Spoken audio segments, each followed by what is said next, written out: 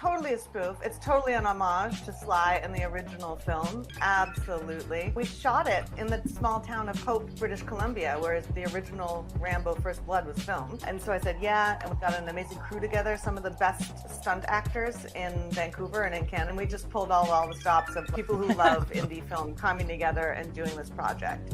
People who are big fans of Rambo and Stallone, they might love it, they might hate it. This is the exciting part. Welcome to Amigos PC. If you were looking for a podcast with high standards and an appreciation for the finer things in life, like water polo, ballet, equestrian riding, cricket, and trips to the countryside, you're in the wrong place. If you're looking for a podcast that celebrates drinking, random thoughts, wacky conspiracies, memes, crypto, cinema, and a lot of other things that don't really make any sense, then you're in the right place.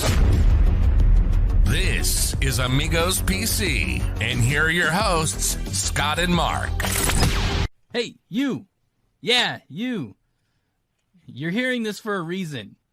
You haven't subscribed to the Amigos membership on Supercash yet. For as little as $5, you can get access to our feed with no ads and exclusive membership discounts and merch.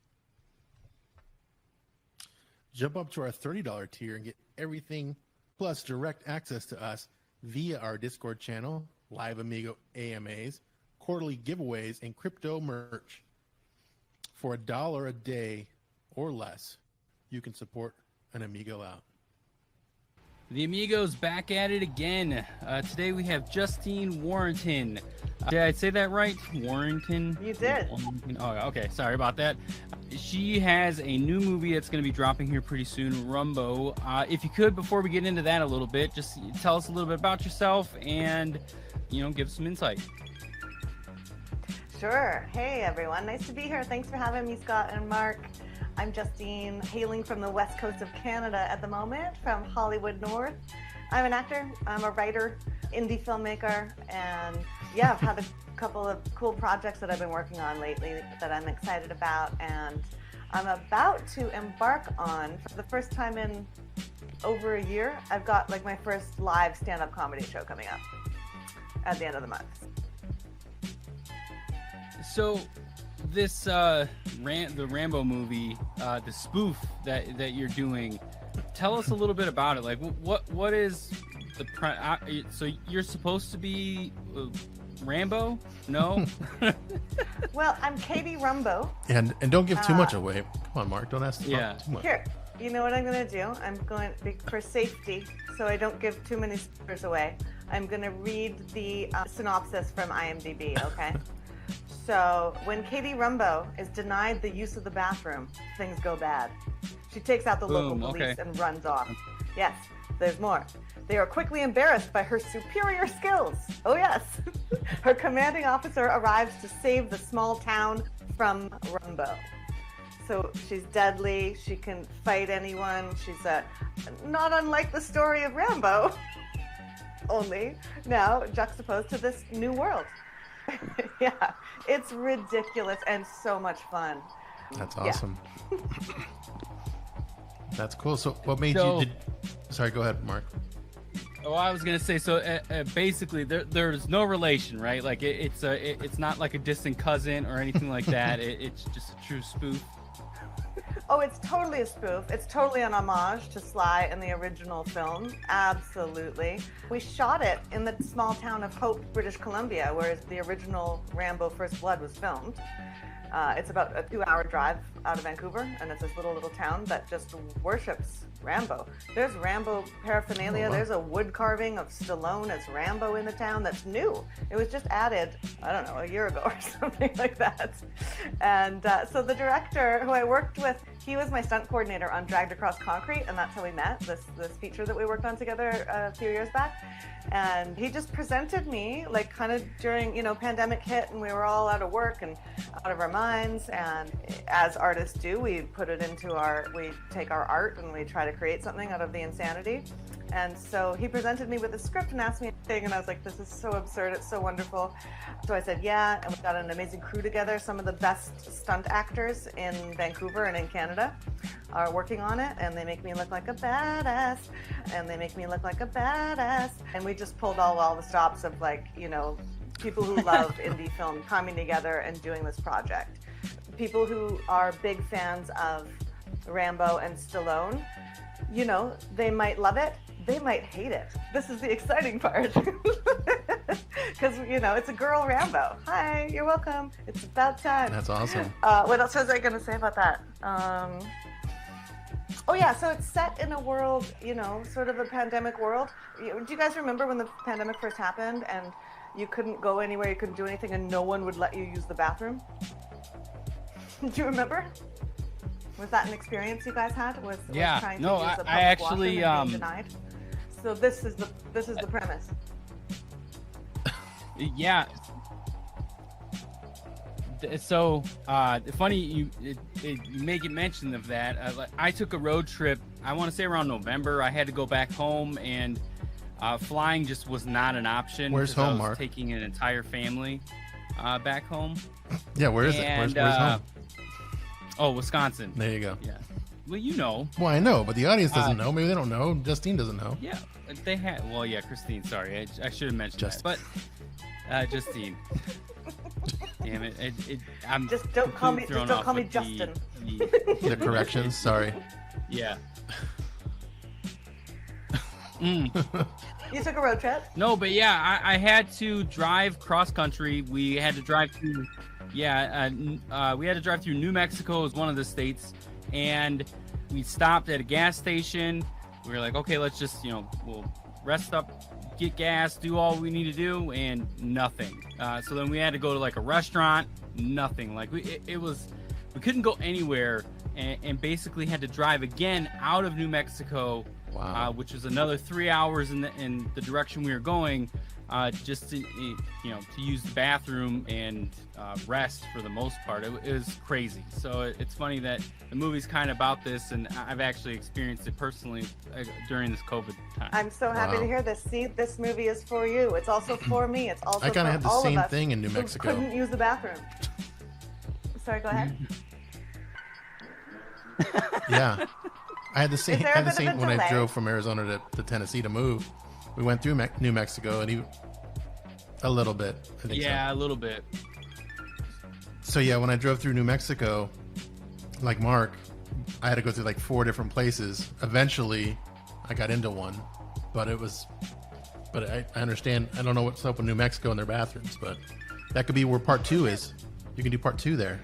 I mean, it was New Mexico. It was everywhere. They don't let you go to the bathroom. Yeah. Was it Albuquerque? Albuquerque. Yeah. So that's the premise of the film, and so it's very relatable. Okay, I think we're all caught up now, maybe. It's also very ridiculous. Lauro Chartrand is the writer-director of it, and just a fabulous guy. We had so much in it. And I did my own stunts. No, I didn't. I did some of my own stunts. Awesome.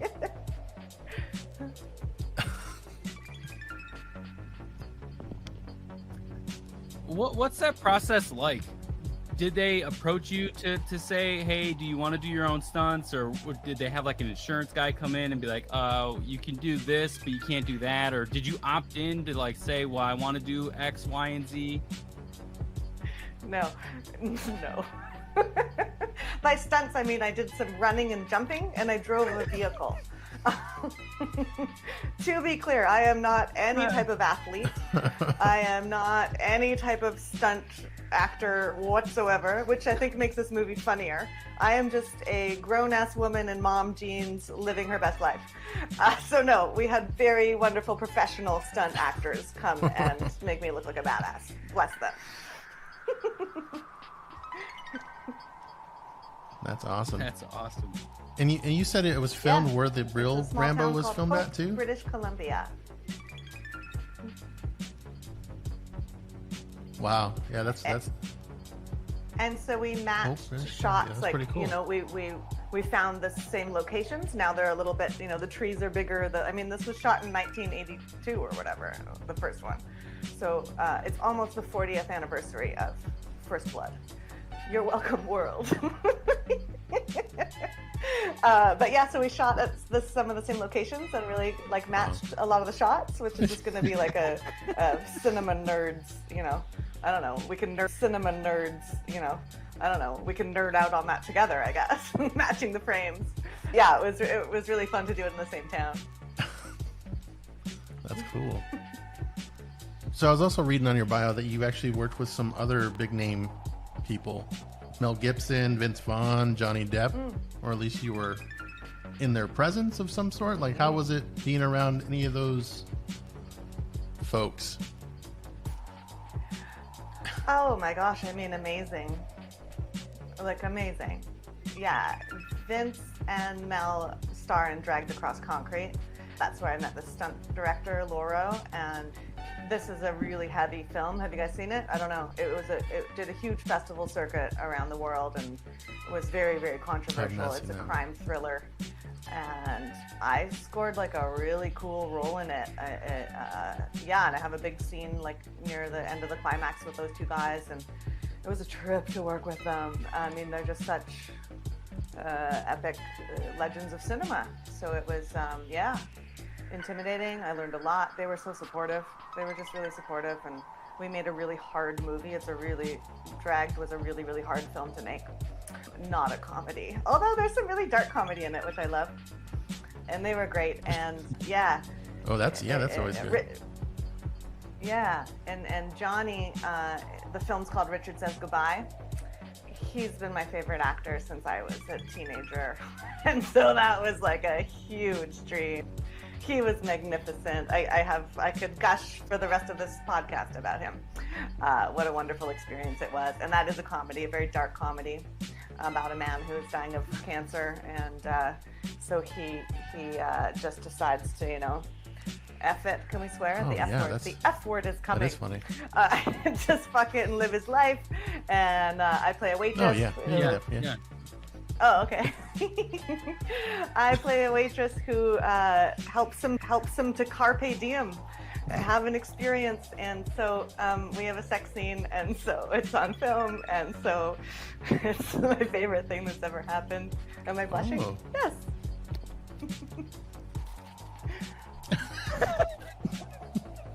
I love it because there's a delay, so it like stays and then it comes. So yeah, let's jump into how those take place. Jump on what? Yes. Yeah. No, jump into the sex, like how the sex scenes work when you're filming them. Like, is it weird? Like, how weird is it when there's like probably 10 other people in the room, right? With like trying to be in the moment or act the moment. I mean, imagine your opposite, your favorite human being on the planet who, like, you think is so hot. And you're like, just pretend it's a normal day at work, you know, just totally normal to be doing this job. Like, it's insane. Yeah. However, I have to say, it was such a great experience. The scene itself, yes, it's technical, it's weird.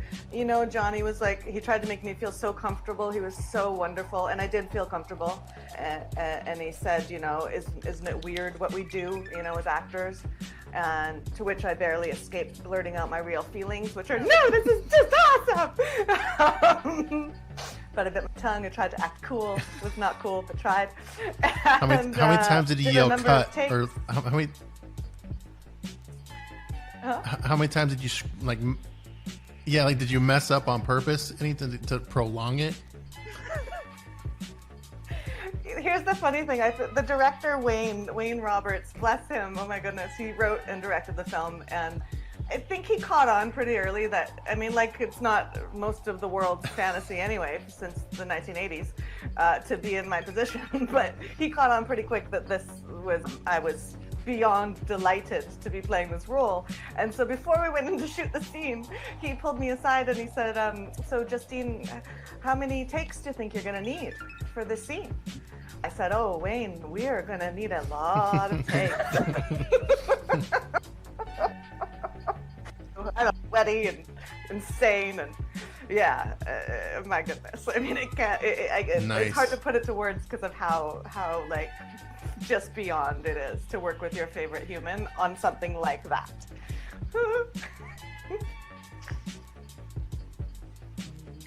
And I'll just say, like, I would not have gotten through that with another actor. I mean, Johnny was just so funny and kind and giving and such an absolute gentleman, you know? I've worked on a lot of sets, and sometimes scenes that involve intimacy and stuff can get weird, and there was just nothing weird. It was just absolutely just a total gentleman and an absolute gift. Just a total gentleman and an absolute gift. You know, how they say you should never, you know, be careful to meet your heroes or whatever, because you might be horribly disappointed. The absolute opposite. Like, it got better and better and better. He improvised new lines that like made my characters seem better, and like the dream just got better and better and better. I was like, somebody pinch me, what's happening here? At one point I was like, is this the Make-A-Wish Foundation? Do I not know that I'm dying and this is like what is this? It was just so beautiful. I can't say enough how funny and just awkward and just wonderful it was.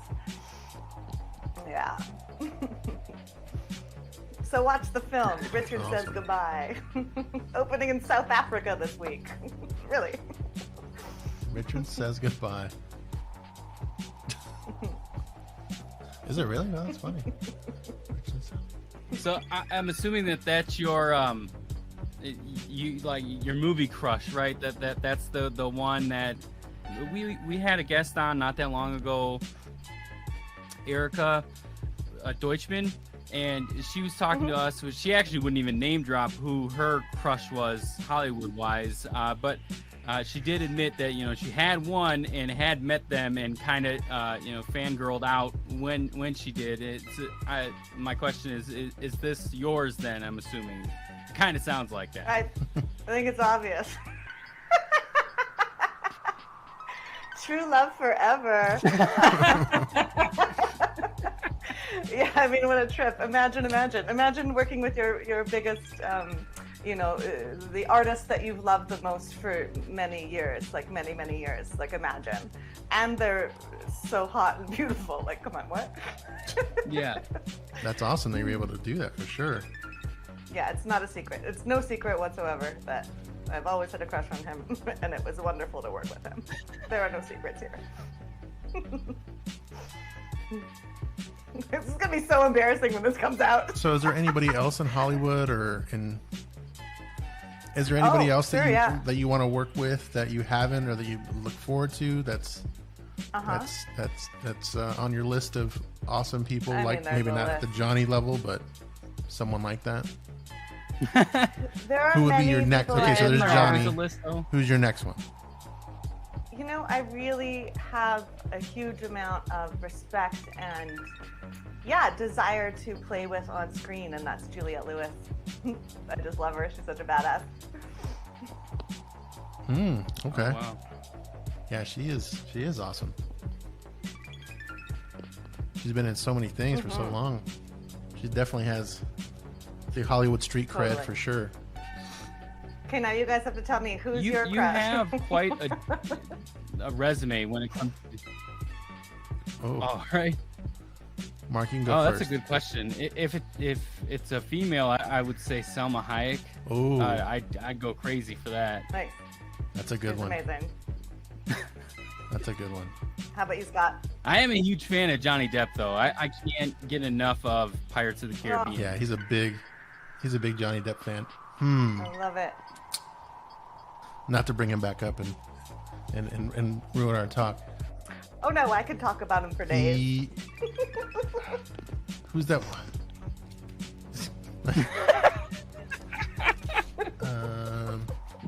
I can't think of what her name is, which is a bad start.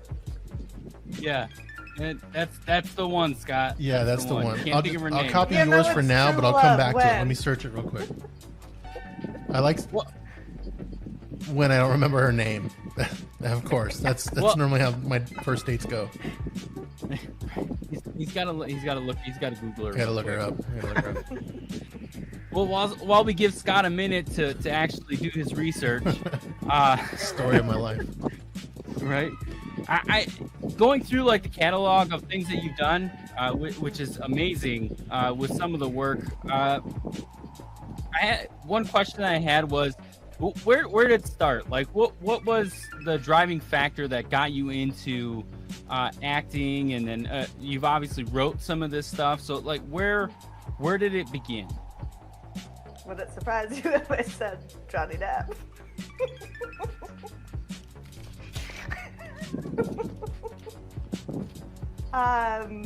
I have loved being on stage. I've loved the theater since I was a kid. I don't know why. It's just what I always did. As early as I can remember, was just putting on plays and putting on costumes, and somehow I turned that into a career, which is a miracle. And yeah, where did it all start? Just really from a tiny, being a little girl. Did it at elementary school, before elementary school, and then when I realized it could actually be, a career, I went to school and did all the things, and just still here plugging away after all this time. Perseverance is the... That is awesome. Is my So picture back or no? I found out, not to jump back into this, but I found out her name. It's... Yeah, you're there. Yeah. It's Alexandria Daddario. Wait, who? Oh, uh-huh. She was the one in... she was in the San Andreas, which is a horrible movie. But she's been in other stuff too. That's your go-to? That's my go-to. She's in the White Lotus now, which is Well- apparently an HBO show, I think. Which I haven't Oh seen. yeah, I just started watching that. It's That's funny. coming out, right? Yeah. Well, I hope you both get to do sex scenes in a feature film with your celebrity crushes. I wish it upon everyone. Hopefully. I really do. Fingers crossed. Yes. Right? Dare I'd to have to dream, run that one babies. by the wife real quick. Yeah, me too. Me too. Yeah. Does everyone get one hall pass? I mean, Oh, that's true. Oh, there we go. Yeah, I'll see. Yeah, that's how I'm gonna pitch it. Yeah. We know it's not going to happen, but you can put it out in the universe. You never know. Never say never. That's I'm what gonna I start thought, planting the much to my seed surprise. now, so just in Just case in it case. happens. Yeah, for real. In your case, yeah. I mean, you probably would have never thought. Well, I mean, you had a better shot than we do for sure because you in the industry. But yeah, that's true. Oh, like I declared it that like my friends knew that was one of my life goals. They knew that, but still, much to my surprise, because I never. Part of you thinks that will never happen, maybe, I suppose, but yeah, what? And I've That's written awesome. a stand-up. I'm working on a stand-up bit about it, about the experience, because it's just so funny and awkward. Enjoy the Oh, awkwardness of it all with me. How truly, truly awkward it is. You brought up stand-up. We have quite a few comedians on. We first started with like a lot of local comedians in the Phoenix area here, and recently we had Stephen Briggs on, an LA comic who tours nationally on a regular basis. He had a lot of trouble with basically just COVID, and he had to be creative and do different things locally just to keep entertainment going and trying to figure out shows in one way or another, especially being in LA where everything locked down pretty bad. What did you do to practice your material, keep on your game? So I hadn't done stand-up for about 3 years. I got busy doing some film work and stuff. So prior to that, I'd done a lot of it. And then just last summer, a year ago summer, I finally got back on stage trying out some new material. And then everything got shut down. So what I found, and I'm so grateful, and what I discovered, are you guys on Clubhouse? I discovered Clubhouse. Yes. But on Clubhouse, if you guys aren't on it, I've met some of the best comedians and this crew of people, and it's called the Comedy Lounge on Clubhouse. And they host rooms and open stages, open mic stages kind of thing to work out your material. And they have like legendary comics come in and chat, and it's just everything I love about comedians and that world, but from the comfort of my apartment. So that was pretty nice. So we're just starting to work material out there, and that's how I got the show in Vancouver, actually, was through a new Clubhouse friend. The show's called Chill Pill Comedy. Tally Perry is the producer, and I met her on Clubhouse, and now she's in Vancouver and producing shows. So there you have it. Oh, nice. That's how I got by. Wow, that's very cool. Yeah, I know. I was utilizing Clubhouse for our podcast quite a bit during some of that time. Got to hang out with Dane Cook quite a bit with the rooms that he hosted and things like that. And actually, you know, with how Dane Cook does some of his stuff on Clubhouse, like you actually get to go up and have a conversation with him in some cases. So Clubhouse, it's definitely geared towards like the podcast world, comedy, things like that. So do you have, you know, after the movie premieres and things like that, and it seems like you have a few other projects that are coming into play here pretty soon too. You trying to get comedy going again and start to travel and things like that? Oh, I don't know about traveling. I'm going to travel downtown Vancouver. That'll be far enough. Stand-up for me is just like a little bit of a lifeblood, like another exploration of another art form that allows me to be a writer and allows me to be on stage and allows me to kind of work things out. I don't think that I aspire to being a touring road comic in any way. I want to make some funny videos. I've got a couple ideas for some short films based on my comedy stories, so it's really more about the stage. And it just like, I've always done theater, and so somebody double dared me once. One of my theater directors double dared me to try stand-up because she thought that my writing was funny, and it had never occurred to me to try it for some reason, even though I'd always gone to comedy clubs and had lots of friends that were comics. Just never occurred to me to try it, even though I do all the other creative, you know, acting outlets or whatever. So I tried it, and I just got hooked right away. Have you guys tried it? It's crazy. It's so much fun. No. And just like a 5-minute set in front of like 20 people, it just fills me with so much joy, even if it kind of sucks. Like I can't explain it. We've done a live show before, but nothing individually stand-up wise. Yeah. That's probably the most that we've done. Unless you have. I haven't. No. I drunkenly have, you know, grabbed a mic from a local open mic, but it bombed horribly. It wasn't great. I don't remember most of it. It could have been awesome. You were drunk. You should try again. Yeah. It was great, yeah. Let's ask Josh. Oh, was he there? Yeah, he's going to say it was bad. Yeah, one of our old guests. He'll tell you about it. He'll probably say it's bad.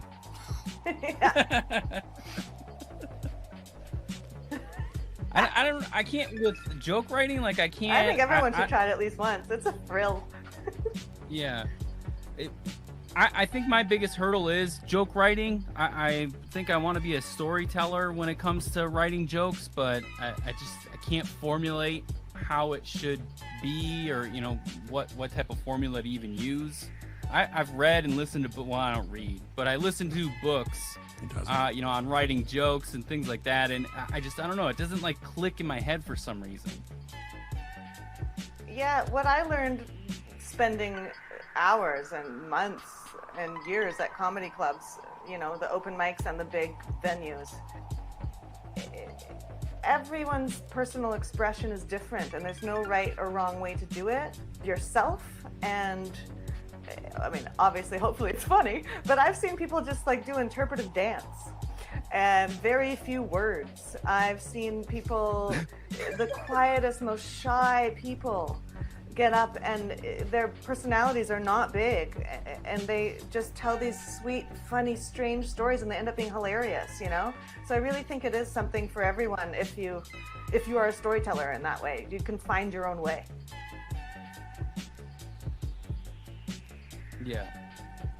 Do you have any pointers for Mark who has trouble in the writing world? That maybe he can help him write Thanks, down some Scott. things and get him back on the mic, back on the horse, I'd say, for you, Mark? Back on the horse. I mean, what's funny? You got to make it personal. You got to talk about your life. I just tell stories about my actual life. Do I exaggerate? Not really. Some people, I mean, do you like playing characters too? That can be fun. Putting on different personalities and impressions. There you go, Mark. I wouldn't recommend that I give any advice, but I got some good advice from Tom Green on Clubhouse, who said to read Steve Martin's book, Born Standing Up. So Okay. I ordered it from Amazon and I'm reading it. So that's my recommendation. Let's read Steve Martin. So Mark's out of luck because he doesn't read. So maybe you can get that on tape to listen to, Mark. Yeah, I'll use my talk boy. Yep. Maybe we'll narrate it. There you go. There we go. Someone needs to read to Mark. We'll do a books on tape. So You know, Yeah, one how are thing you I guys found. keeping sane and healthy and all this? the COVID world. Yeah, right. Well, that's the thing. I'm in Arizona, and we believed it was real for maybe a month, and then from there on, it just it doesn't exist. So everybody's been in like a normal lifespan of doing the day-to-day. And since COVID really kind of came and gone and came again and it keeps coming, it's weird with what's going on with COVID. But we talk and bring it up with us, our guests, and figuring out like what's going on in different areas of the world. And like I was saying earlier, LA was crazy, and LA is not too far from where I'm at, and it's like night and day. It really. We had a live show during COVID. Like we had people come to the show that we did, and it was just nothing. It wasn't real here for some reason. I mean, it's obviously real, but yeah, as far as the people, I guess, taking the serious, like everyone's still doing normal stuff. You know what I mean? Like they're still kind of doing their thing, and it's been same thing with Tennessee since I've been here. Same kind of thing. Some areas are more of a mask kind of filled area, and other parts are just no mask and all good. And so it just depends on where you go. And but as far as when it first hit, I mean, I think it depends on your geography, doesn't it? I feel lucky. Yeah. Yeah. Sorry, go ahead. When it first hit? Oh, me. What did I say that? Oh, when it first hit. So the it basically we basically would everyone started binging things, and everyone's scared, because no one really knew how crazy it was going to be, and you're working from home or whatever, but yeah, it's that was about a month or two, I'd say, and then everything kind of went back to somewhat normal, but not normal, whatever that normal was, and it kind of still is, I think, at this point, really, here, and I think in Arizona too. Mm-hmm. Good. I'm glad it's not horrible there where you are. It's horrible in a lot of places. Gosh. But this is a comedy podcast. We're not going to talk about suicide. No, we're not. Jumping out of buildings. Well, actually, you bring up suicide. I recently just visited Scott in Tennessee, and he decided to take me to downtown Nashville. Oh. And I don't know if you've ever been, but I realized that I'm an adult now, and I don't like that lifestyle anymore. And it was crazy. Downtown Nashville, bars everywhere, 3 floors of bars. I couldn't, it was beyond. Have you ever been to Nashville? Just once for one night, so I don't know the whole experience. You have? Oh, just. You don't remember it. I don't remember it.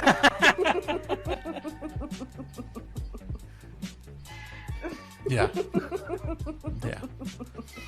I wish I could forget mine. Yeah. When we first flew in, epic. the first time I flew in February to see the house that we were building, I heard someone walking in the airport and they're on the phone, we got here, I landed, I'm in Nash Vegas, is what they call it, which I've never heard that at all. And then also found out too that it's the bridesmaids capital, or like the number one destination for people to have like girl weddings, or you know what I mean, bridesmaid parties. Really? Yeah, and going down there, you can what do you call definitely them? Those bridesmaids parties. Really, Nashville. Yeah. Yep. Yeah, I think that's what did it. Yeah, I was just like, Too many girls. Just chicks I have no and desire to tiaras do with this like ever. dildos strapped to their head and stuff. Yep. Yeah, it was. Yeah, I had my son with me, and it was just crazy. No, he didn't.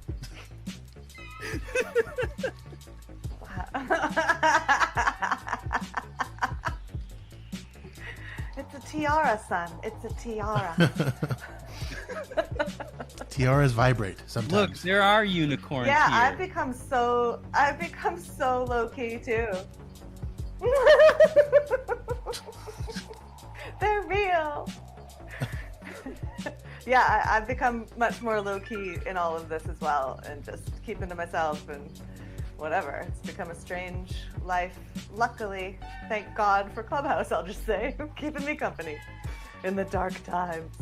But no, I don't desire to go out to anything, bars and that party scene. I miss film festivals a lot, but. Which hopefully those come back pretty hard, bigger, better than, what they were. How did you stumble across Clubhouse? Like, just discovering where you referred to a friend, or? Yeah, a friend was in town visiting from LA, and she's a filmmaker friend, actor friend of mine. We've been friends for years. I guess she had discovered it just a couple of months prior to me, or the month before, and she was like evangelical about how much she liked it and how important she thought it was. And I was like, wow, this is like, you're really serious about this thing. So I was skeptical, like I am with all the things. I'm like, well, do they want my data? What about the privacy? What's going on? And then I got on it, and a week later, I was evangelical about this because I really saw the value for filmmakers, for comics, for musicians.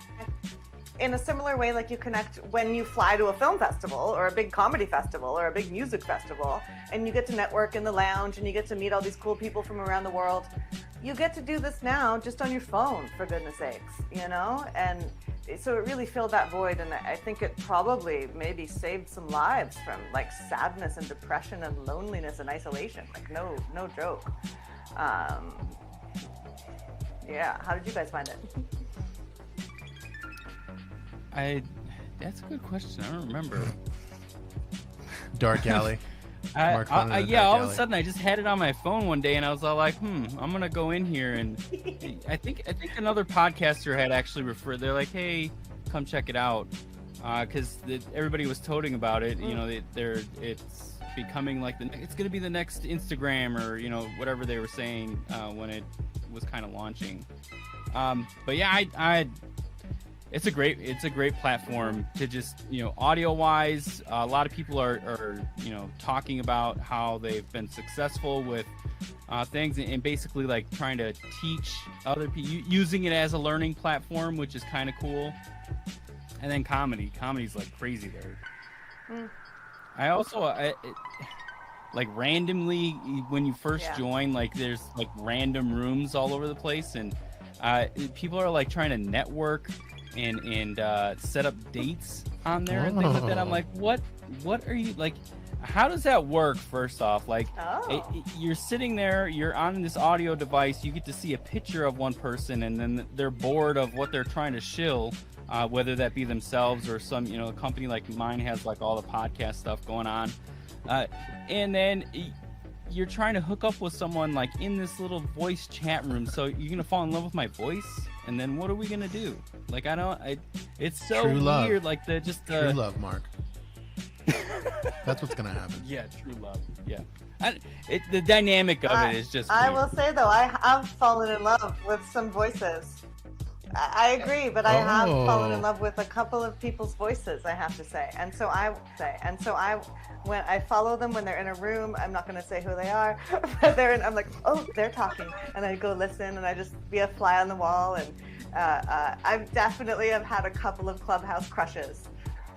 Shall not be named, shall never be named. But it's because of the voice and because of what they're talking about. You get to really hear somebody and what they really mean and what they really sound like, you know? Much different than just Instagram photos. How boring is that in comparison? Really? Yeah. Yeah, but I know what you mean. Dating, I mean, I don't know. I just developed my own my own little crushes. I don't think I'd try to date through the app, but I wouldn't not, you know, if it seemed legit. Just stumbling across it, it's like it's a dynamic. Maybe it's just me and getting older, and obviously I'm married, so it's not something that I needed, you know, be gathering in and stumbling across it though. It's just like, oh wow, this is weird. Like I can't believe this is what the kids are doing these days. To even so the kids are like doing that, these days. Yeah, right. Yeah, I thought there was just an app. You slide everything. And the next thing you say now is get off my yard. Or get off my lawn. No, I've already said that. I mean, I don't want to talk to my neighbors. Get out. But I don't think the kids are doing it. I don't know what the median age is, but I think it must be 37. Yeah. I mean, I don't know. I don't know that there are young people, but no, really, there's people much older than me most of the time in there. So it's what the old kids are doing. Yeah. And also married. Probably. And also married, totally. Yeah. I kind of want to do a little bit of dive into the past a little bit. I seen this short that you did a while back, and I'm curious as to, because it does give you a writer's credit, so you probably wrote some of it, I'm assuming. Earthlickers. Can you tell us a little bit about that and like just... It seems something that I don't know. Like I said, I seen it not that long ago. It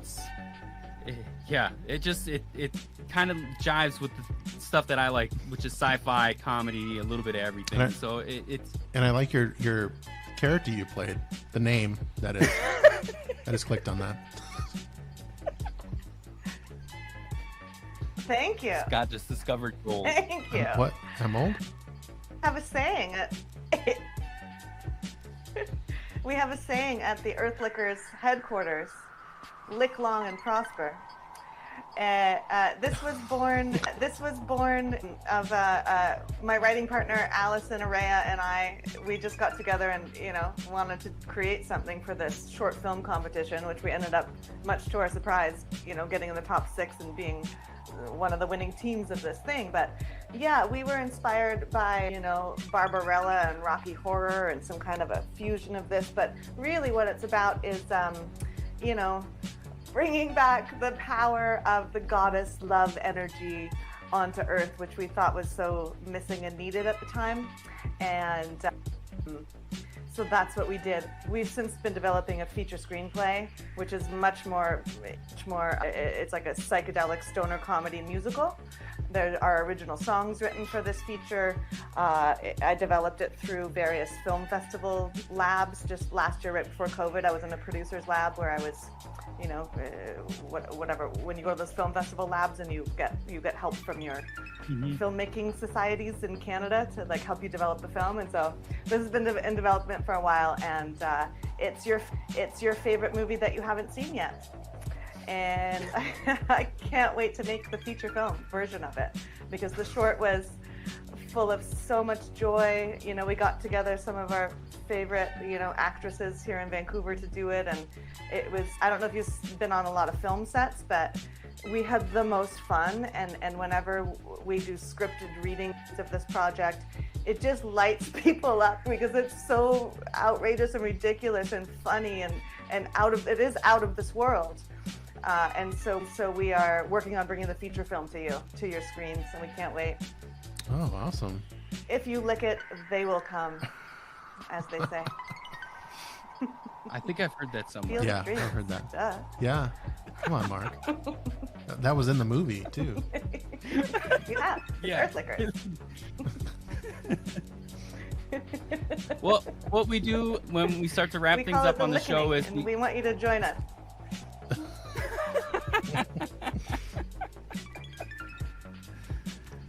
what we do on the show when we start to wrap things down is we have 3 questions that we typically ask everybody. So I just want to go over those, and then from there we'll start actually just winding down. We were just talking about Earthlickers, which technically could kind of be like a conspiracy in itself, if people wanted to play on that. Do you have a favorite conspiracy of any kind? Oh, I have a lot of not favorite conspiracies. Do I have a favorite conspiracy? Yeah, I do. The lick shall set you free. Oh, okay. We might have to go into that just a little bit. No.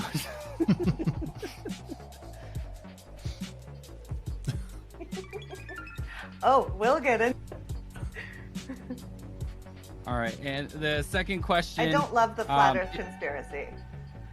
Oh, there we go. No, that's your least favorite one. What? Like, I don't love it. I don't love it. Well, because it doesn't work with the movie either. It's just at least so based the on weirdest one. Now I'm like, well, how do we know? Yeah, no.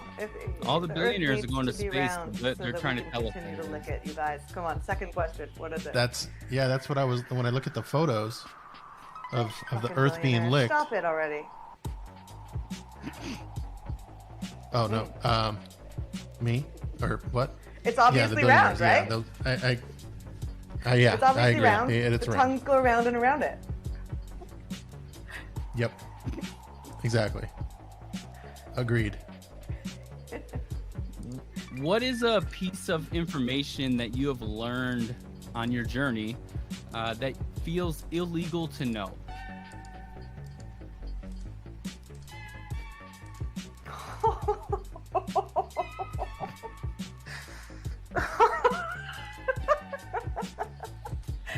I can't say that. Oh, so it's a good one that you know.